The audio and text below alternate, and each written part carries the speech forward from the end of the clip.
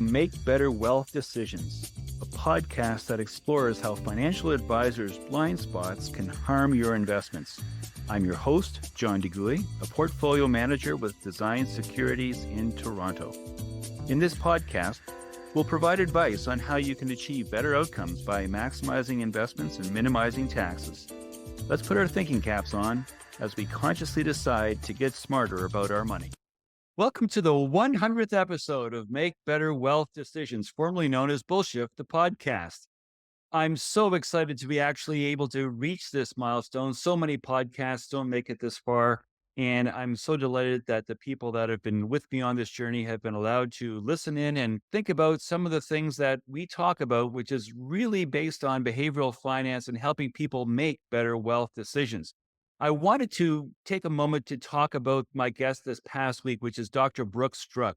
And Dr. Struck talked a lot about the implementation gap. And it struck me as being, that's pretty funny. It struck me that there have been other guests that have talked about the implementation gap as well in the past. David Lewis, Moira Summers, Dilip Soman. All of these guests, like Brooke, have a PhD. So there's a lot of real concrete hard evidence that goes behind the recommendations they make with regard to the soft issues of giving good financial advice. And I think that's the sort of thing that a lot of us need to think about, because when we make better wealth decisions, we have to realize that we're all human. We all have blind spots, and that includes financial advisors who have blind spots, and that might not always think about what it is that they are saying and why they say it. The point that I believe Dr. Struck was making really clearly is that people don't resist their own ideas. So that if you can find a way to, if you're working on your own or working with an advisor, to write down what it is you want in your own words and be motivated for your own reasoning, and to be as clear as you possibly can about what your words are and what your reasoning is, that will help you to stay focused and to stay on track with regard to what it is you hope to accomplish. And that's the sort of thing that is often overlooked. And one of the things that he talked about and other guests have talked about is that it's all fine and well to crunch numbers and to have a lovely set of spreadsheets and whatnot, but you need to feel there's some ownership. One of the things we talked about was the IKEA effect, where you actually feel a sense of pride because you contributed to the construction of, in this case, the financial plan that you're hopefully going to be beholden to.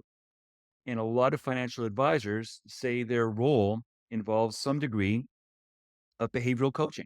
Well, I think a great way to coach someone is to get them to buy into what it is that you're mutually agreeing upon that you hope to achieve. And so to that end, engaging in mirroring and actually getting people to give you their words back and getting them to pre-commit to what it is they hope to accomplish are wonderful tools in getting people to reach their goals on their terms and for their reasons. And I think that's quite motivational. I hope you enjoyed it. John DeGuy is a portfolio manager with Design Securities in Toronto.